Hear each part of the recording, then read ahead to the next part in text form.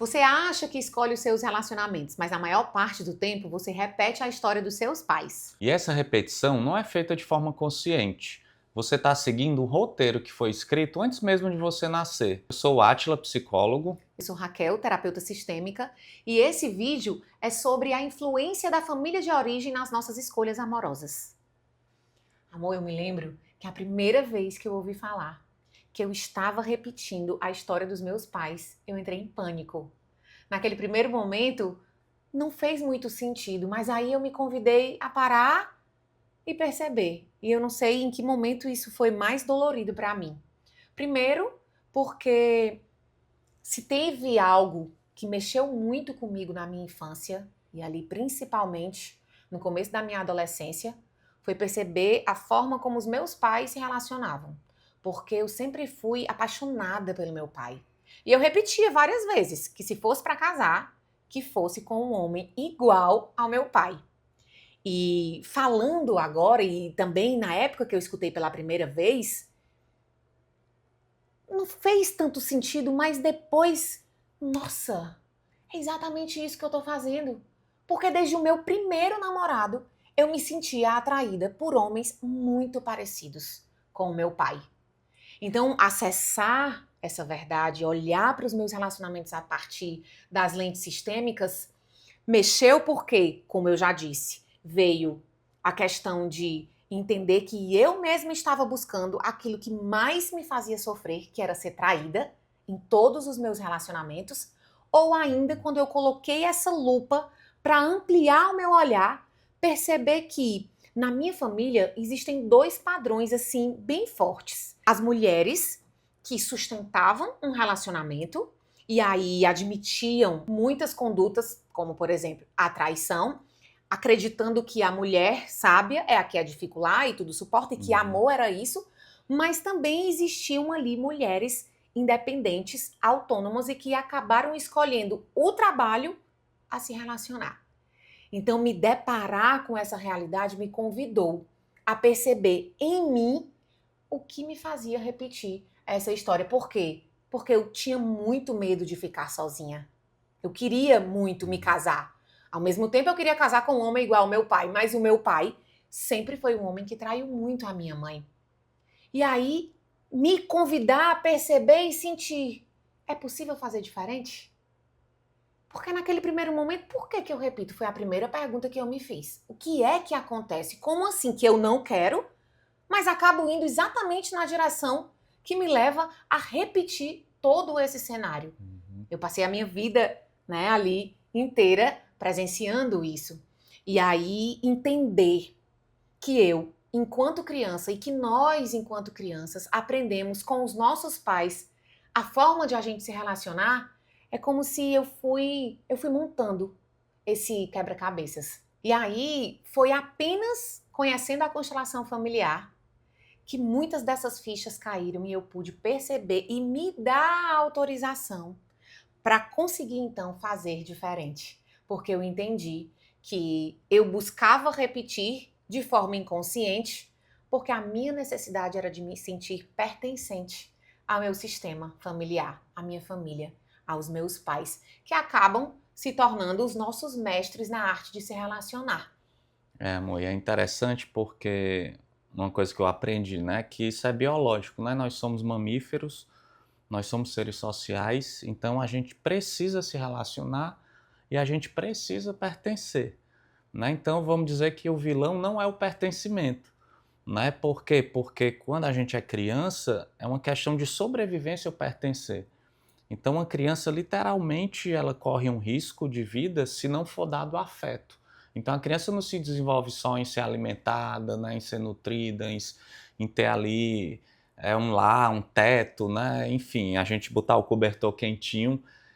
Para ela se desenvolver, ela precisa de afeto. Então, todo o desenvolvimento mesmo fisiológico, biológico do cérebro, ele vem a partir desses estímulos, dessas interações. Então, como a nossa, vamos dizer assim, a nossa primeira tribo é a nossa família, quando a gente é criança, onde é que a gente busca pertencer? À família. E aí, como é que naturalmente, instintivamente, a gente começa a fazer isso? observando quais são os ritos, né? Como é que se faz aqui nessa família, como é que se conversa, como é que se relaciona, como é que se come, como é que se ama. Então, sutilmente e inconscientemente, a gente vai percebendo isso e a gente vai repetindo, porque naturalmente, a gente vai acreditando que para pertencer precisa fazer aquilo. E como no início ali eu não tenho outras referências, eu até acho que aquilo ali é super natural. A gente não tem consciência. É como se a nossa família fosse uma espécie de Matrix, onde todos esses códigos e todas essas leis que nunca foram combinadas, mas as pessoas se relacionam a partir daquele molde, das crenças como são conhecidas. Então, todas as vezes que eu faço igual, eu me sinto um deles. E na menor tentativa de fazer diferente, é como o Ibert Hellinger chama isso, né? Ele traz esse convite para a gente olhar para essa perspectiva de que existe uma consciência desse sistema. Então, todas as vezes que eu faço igual, eu me sinto pertencente. Todas as vezes que eu faço algo diferente, eu sou tomada por uma culpa. Uma culpa que significa dizer que aqui eu corro riscos.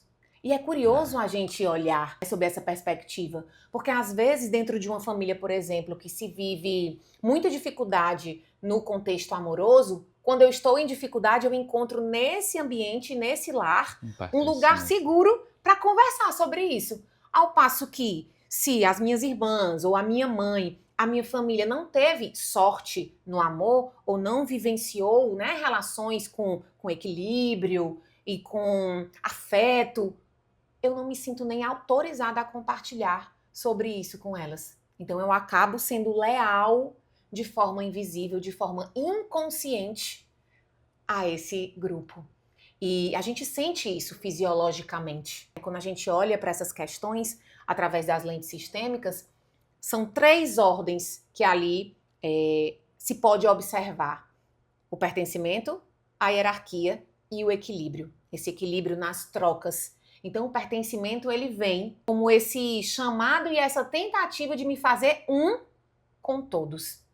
E aí, também falando sobre isso, é muito comum quando eu atendo mulheres, elas trazerem a perspectiva de, por exemplo, pais que se fizeram emocionalmente distantes dentro desse lar e que buscavam ali expressar o seu amor através dos presentes. E as mães ali, hipervigilantes, querendo trazer esse companheiro para dentro de casa, elas vão entendendo como esse amor ele pode ser demonstrado. Aí quando elas saem para a vida, quando elas vão para o mundo para se relacionar, e esse parceiro, por exemplo, não vem com presentes e não está ali demonstrando esse amor através dessa linguagem, opa, vem uma vozinha aqui. Ele não me ama, porque se ele me amasse, ele faria diferente. Porque até a gente se convidar, né, até a gente expandir a consciência e perceber que existem outras formas de amar, a gente vai estar sempre achando que aquela que a gente viu é a única. E aí, importante também, né, amor, considerar que a gente aprende não só através do que as pessoas dizem, mas lá, enquanto criança, observando as dinâmicas que se faziam ali presentes. Como é esse relacionamento? As pessoas conversam, as pessoas falam sobre o que elas sentem, e diante de um conflito, elas sentam para resolver, ou cada uma acha que está certa e vão para o grito. Como é? Como é pedir ajuda? Como é se colocar para o outro? Essas pessoas, elas conseguem estabelecer essa relação a partir de um lugar de igualdade? Ou tem sempre um buscando ser melhor, fazer mais ou receber mais? E aí a gente se envolve nessas dinâmicas que são, inclusive, herdadas. Eu acho tão interessante como essa coisa do social, ele se confunde, né? Ele se mistura, na verdade, com a biologia. Porque eu tendo a pensar hoje que os problemas que a gente enfrenta hoje, que a gente não deveria mais estar enfrentando em termos de amor, de relacionamento e até de dinheiro mesmo, de abundância, tem a ver por quê? Porque no início da civilização ou da sociedade, era sim um mundo de sobrevivência. Então, como a gente garantia essa sobrevivência? Permanecendo juntos. Então, literalmente, a pior punição para alguém dentro das sociedades tribais era ser expulso da tribo, porque literalmente aquilo ali era uma sentença de morte, porque uma pessoa sozinha, ela não conseguia comer, ela não conseguia sobreviver ao inverno, aos predadores ou aos perigos que tinha. Então era uma questão de sobrevivência, permanecer juntos, e esse juntos é, como a gente fala, é a comunidade, é a unidade em comum, então todo mundo faz do mesmo jeito. E é interessante, né, porque a gente vê isso nos nossos movimentos pessoais, no de pacientes, que mesmo a gente vendo que aquilo não é saudável, ou que não é o certo para a gente, é quase como uma força puxando a gente para ser leal, para pertencer. Ou seja, é como se existisse uma força dizendo assim, cuidado, é um risco. Então é a nossa biologia que fica falando. Como a gente já falou em outros vídeos do sistema nervoso, que ele está sempre apontando para o que é familiar e não para o que é melhor para a gente. Então é como se ele ficasse dando um comando, cuidado. E aí, quando a gente sai da família e vai vendo referências diferentes, ainda assim é difícil fazer diferente. Sim. Porque a gente sente essa culpa, essa vergonha, essa traição ao campo, ao sistema familiar. A gente já, inclusive, gravou aqui um vídeo, né, sobre essa repetição de padrão que acontece e que muitas vezes, quando eu olho de fora, eu questiono, como assim? Como assim que essa pessoa viu, vivenciou tudo isso, ela terminou um relacionamento por esse motivo e agora ela está vivendo tudo de novo?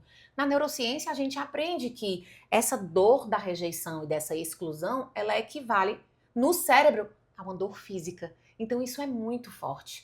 E esses padrões, eles conseguem acontecer de duas formas principalmente. Ou eu repito de forma direta, como aconteceu comigo, em que eu, de fato, buscava homens como meu pai, porque foi essa a forma que eu aprendi, esse modelo de amor e de me relacionar, ou ainda eu olho para essa relação modelo, para essa influência que eu tive em casa e digo assim, eu jamais vou querer viver isso aqui. E aí, Jung já explicava tudo aquilo que eu rejeito, eu atraio, eu acabo até, sim, buscando viver essa relação com um parceiro que ele é diferente do meu pai. Mas como eu ainda estou presa e dentro da constelação familiar, a gente chama de emaranhamento, eu ainda estou emaranhada nesse padrão familiar, eu não consigo sustentar essa relação. E aí eu vou me sentindo ainda, eu estou sendo leal dentro dessa relação que não repete da mesma forma, nos mesmos comportamentos, mas no sentir, eu estou ainda presa à minha mãe. E a forma até mais, essa forma, né, da rejeição é até essa mais capciosa, assim, porque a gente acha, inclusive se a gente pontua isso, por exemplo, no processo terapêutico, a pessoa tende a, não, eu, pelo contrário, eu nunca quis ser assim, eu não quero ser assim, e é difícil até se olhar repetindo, porque é isso, é quase como um auto-boicote, você se coloca, você vai tomando pequenas decisões ao longo da vida que te coloca de volta naquele mesmo ciclo. E aí é curioso porque, olhando para minha casa, eu buscava homens parecidos com meu pai, a minha irmã já muito avessa a qualquer tipo de contexto de traição. De fato, ela não vivenciou traições nos relacionamentos, mas ela buscava parceiros com características muito parecidas também com o meu pai. E aí eu brinco muito com as minhas pacientes no sentido de, ei, não é que isso é um karma da sua família, não é que isso é um destino já traçado, mas sim, essa história não começou com você. E ela pode ser escrita agora por você de uma forma diferente. Mas, e aí vem algo que o Juan Garriga, ele fala assim de uma forma muito bonita. No amor infantil, eu vou buscar ser leal fazendo igual. No amor adulto, eu vou buscar pertencer, honrando a história que foi vivida pelas pessoas que vieram antes de mim e me autorizando a partir disso a fazer diferente. Interessante, amor, porque me veio até um insight assim, como não é a minha especialidade o sistêmico, mas é isso. Por que que eu tenho que honrar? Que se fala muito em honrar no sistêmico. Porque se eu não honro, eu entro na negação, na rejeição. Aí eu entro de novo no ciclo, eu continuo, na verdade, no ciclo da repetição. Isso. E aí olhar para essa lealdade e para esse pertencer, entendendo também que existe toda uma memória transgeracional. Eu posso até não ter visto isso. Às vezes o meu pai se separou da minha mãe, eu era muito nova, ou ainda o meu pai, sei lá, minha mãe nem me apresentou ao meu pai, nem sei quem é esse homem, mas a gente herda não só as características físicas, comportamentos, mas também aquela dor que minha avó vivenciou, que a minha mãe vivenciou, ainda que eu não tenha tido contato com elas, aquilo tá no meu sistema. E isso eu explico sempre através das lentes do amor. É uma forma de a vida nos convidar a ver algo que ficou lá atrás e que não foi cuidado. Então, Uhum. quando você traz esse insight, amor, ele faz muito sentido. Por quê? Porque enquanto eu não desenvolvo em mim essa perspectiva, essa habilidade de amar a partir do meu adulto, eu vou estar olhando para trás sempre julgando e Uhum. sempre buscando mostrar para essas pessoas que eu faço melhor, Tá num lugar de arrogância, um né? lugar de arrogância. E aí eu acabo me vinculando. Então não é sobre a gente herdar fracassos das pessoas que vieram antes de nós, mas é sobre esse testemunhar de padrões. Então, Bert Hellinger diz: existe a possibilidade de você transformar e criar um novo padrão, mas quando você vê, e É. ver significa tomar a vida como foi, sem precisar mudar nada. E aí eu lembro que, e agora até falando disso, eu me emociono, porque quando eu olho para essas mulheres, o quanto que elas vivenciaram, o quanto que elas acreditaram que era preciso passar por cima das próprias emoções, negligenciar o amor em detrimento do trabalho e de alguma forma ter que escolher ser feliz em alguma área da vida e por que não em todas as áreas. É como se, de fato, para eu conquistar essa autorização, essa permissão, eu precisasse olhar, incluir, dar um lugar, porque afinal de contas, a minha mãe aprendeu com a minha avó, que aprendeu com a minha bisavó e o meu pai também. Olhar para essas figuras entendendo que não existe um vilão, que não existe uma vítima e que enquanto eu não mudar em mim um padrão que está ali no meu próprio DNA, fortalecido pelo meu campo, pelas pessoas que ali convivem comigo e que eu vou repetindo esse comportamento, eu não vou conseguir fazer diferente, não conseguindo fazer diferente, eu não vou atrair pessoas que me possibilitem viver uma nova história. Então eu olho para mim, modifico em mim, mas o modificar não de mudar a história, mas de dar um lugar a ela como foi e me possibilito a partir dessa visão construir novas posturas, novos hábitos e olhar para a vida e para as pessoas de um outro lugar.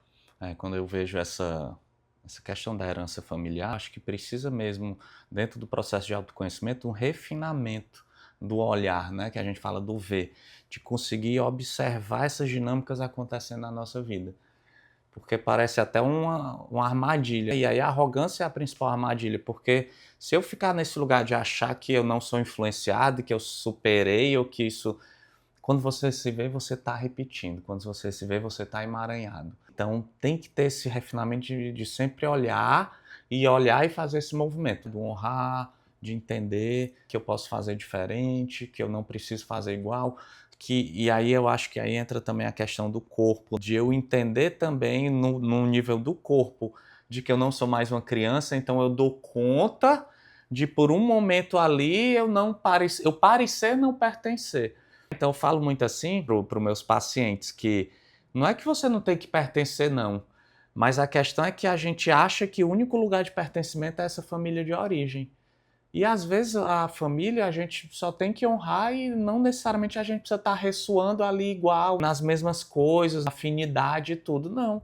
A gente pode, de repente, já se distanciar na convivência, porque não faz mais tanto sentido, mas continuar entendendo que ali é a minha família, mas eu começar a me conectar com outras tribos. Só que muitas vezes, para eu me conectar com outras tribos, eu preciso primeiro sair um pouco dessa. E aí é aí que dá medo.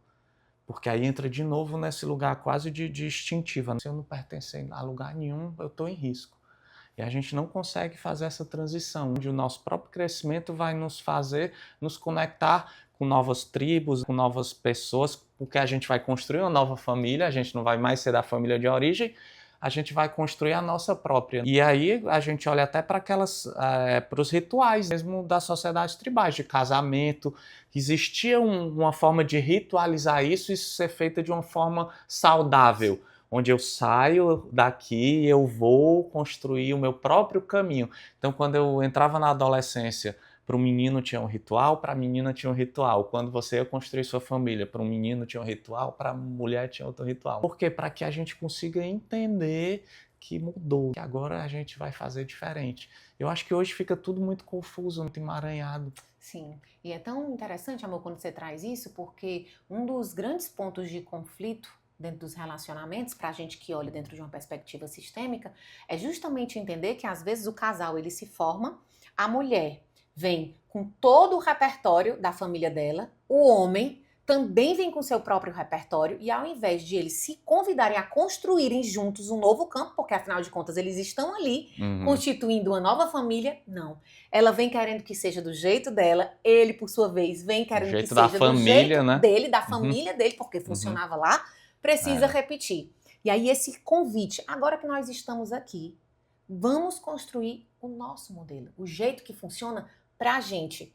E é isso, eu vou me sentir, sim, diferente dos meus, mas eu continuo sendo um deles. Eu continuo fazendo parte.